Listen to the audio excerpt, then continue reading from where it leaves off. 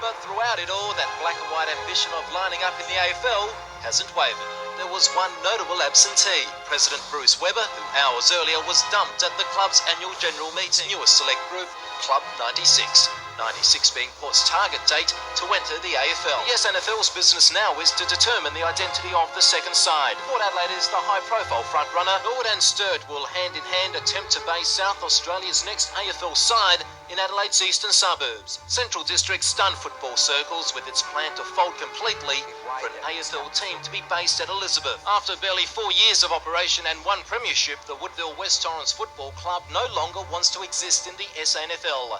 It will be the flagship club of the cartel and attempt to win the second AFL licence.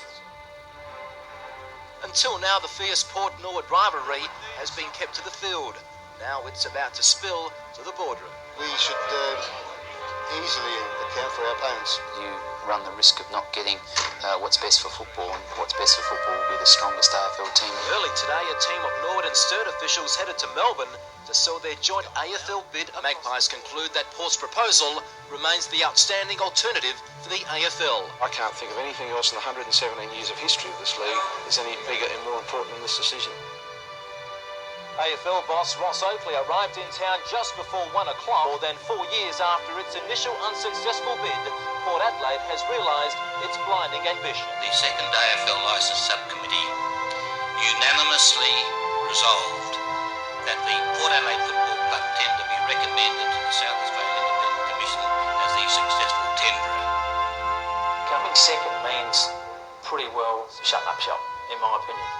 Now, I might be wrong, as I said earlier, but coming second means you die. Last night it was the other 8 clubs which met at the inner city offices of a high-profile law firm. It's believed they were told there may be legal grounds to expel the Magpies from the local competition. The club today confirmed it was expecting this reaction, so it sought its own legal opinion back in December last year. Well, quite clearly they can't. We've taken that tack that we just get prepared as best we can. The whispers leaking out of rehearsals at the entertainment centre this afternoon say that it will be Port Power. As for the logo, expect a lightning bolt with a fist crashing through it. Knocked down by the power-punching logo and exciting 3 Guernseys, they came away impressed. Maybe instead of saying magpie, magpie, they'll be chanting power, power, power. I would hope that the passion will still be with the SNFL club, and that's where our traditional colours and all this history, lovely, fantastic reputation has come from. John Cale was appointed for 2 years, a stint which, despite the positive backdrop, has no starting date. Despite the uncertainty, the Power called its first AFL training session tonight, just 22 days after the grand final. Obviously becoming a little less likely the closer we get to the 31st. I think they have diminished. Under the existing AFL clubs had advised the AFL Commission that they were prepared to merge by the deadline of October 31st. Port Adelaide will be playing in the Australian Football League next year if the AFL Commission has its way. We need to give South Australia, the South Australian Commission and Port Adelaide an answer, and this provides them with the answer they've been looking for.